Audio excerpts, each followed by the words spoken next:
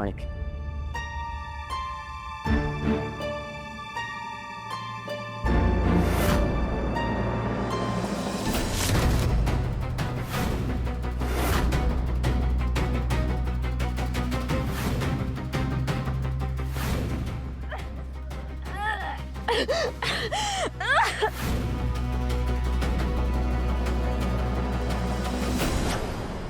मीरा, एवढ्या रात्री कुठे गेली होतीस?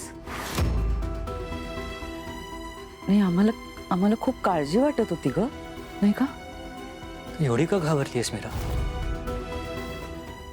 बाहेर काही पाहिलंयस का तू? मीरा, तू काहीच बोलली नाहीस तर कसं कळेल आम्हाला? ते माझे बाबा, त्यांना तुझे बाबा? तू गावी जायला निघाली होतीस का? नाही, बाबा आले होते. म्हणजे बाबा आले होते?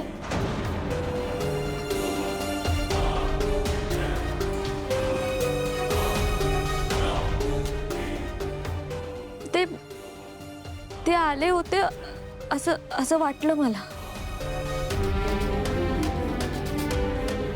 त्यांचा आवाज आला होता, म्हणून मी बाहेर गेले. मग ते होते का बाहेर? मी शोधलं खूप त्यांना.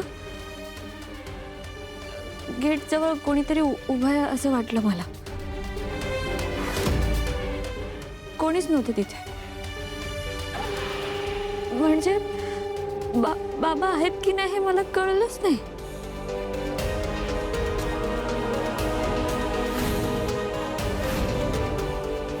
बाबा, भास झाला असेल मला. आज काहीतरी विचित्रच घडतंय सगळं.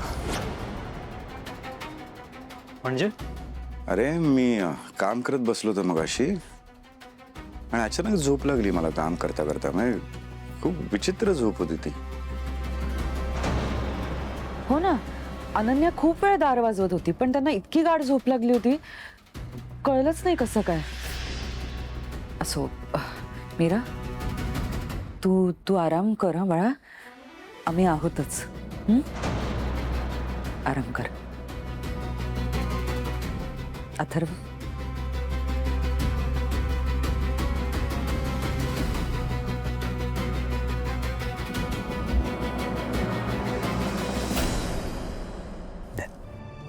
तू आराम कर. मी एकदा वेदाला बघून येतो. खूप वेळ झाला ती एकटीच आहे. हो हो, चल दादा.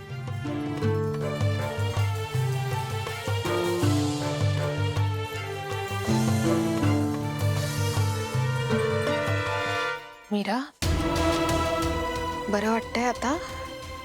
हा, बरं. आता मला नीट सांग, काय झालं बाहेर? बाबा खरंच आले होते की तुला फक्त भास झाला? मला खरं सांगशील ना? सांग. बाबा! ताई, मला सगळं कळलंय. काय? घरात काळ्या जादूचे विचित्र भयानक प्रकार कोण करतंय? तुझी शक्ती कशी गेली? वेदाच्या जीवावर कोण उठलंय? मला सगळं कळलंय ताई. माया ना? नाही, जिच्यावर तुला खूप जास्त विश्वास आहे ना, ती व्यक्ती तुझी सासू मंजिरी रामपुरे.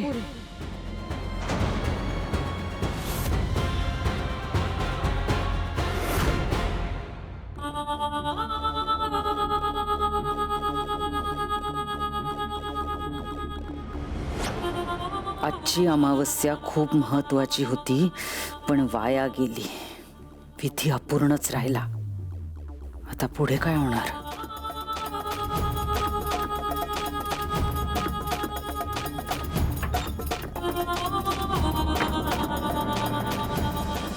मंजिरी, मगाशी मी तिथे काम करत बसलेलो होतो तेव्हा तू जागी होतीस ना? हो, नाही म्हणजे मी फ्रेश व्हायला गेले होते आणि जेव्हा परत आले तेव्हा तुम्हाला झोप लागली होती.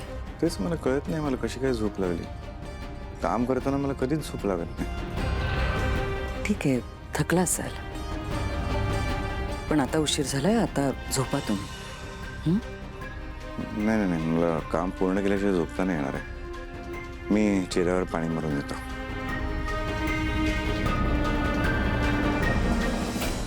या थिरड्याला झोप कशी लागली नाही हे त्याला जाणून घ्यायचंय. आणि इथे विधी पूर्ण झाला नाही म्हणून माझी झोप उडाली आहे. त्या मीराने एक वेगळं टेन्शन दिलंय. तिला मी गुहेत दिसले नाही, पण तिने मार्जारीचं जग बघितलंय. आता पुढे काय होईल माहिती नाही.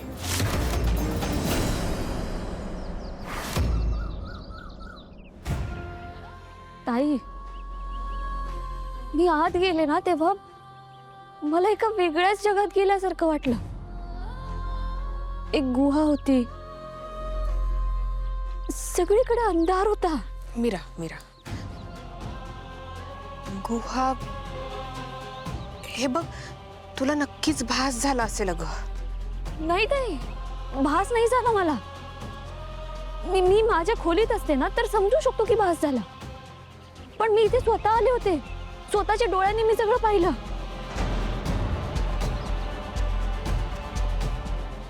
बाबा पण होते कुठेतरी. तिथे ना हवेत एक म्हातारी बाई तरंगत होती आणि तिथे सगळं. मीरा, ठीक आहे, हां, शांत हो तू. आणि मला नीट सांग, तू इथे का आलीस?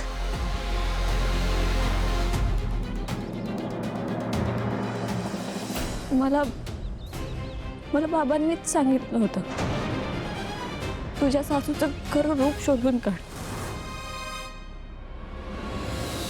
मी वेदाच्या बाबांसोबत बाबांना भेटायला गेले होते ना तेव्हा बाबा म्हणाले, मी तिथे बाबांना भेटायला गेले.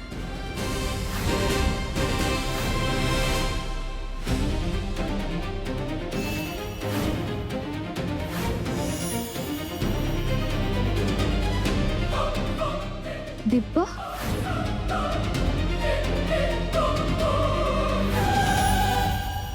तुळस, मंत्र. मीरा, तुझ्या सासूचं खरं रूप शोधायचंय तुला. ताई, बाबांनी कागदात ज्या ज्या गोष्टी लिहिलेल्या ना त्या गोष्टीचा मी विधी केला. त्यातून मला ही चमकणारी पावलं दिसली. ताई, त्या पावलांच्या मागेच मी आउट हाऊस पर्यंत आले. ताई, तुला आठवते ना मी त्या दिवशी बाबांना भेटायला गेले होते तेव्हाच आईसाहेब घरात नव्हत्या. मला शंका आहे की आईसाहेब काळी जादू करतात.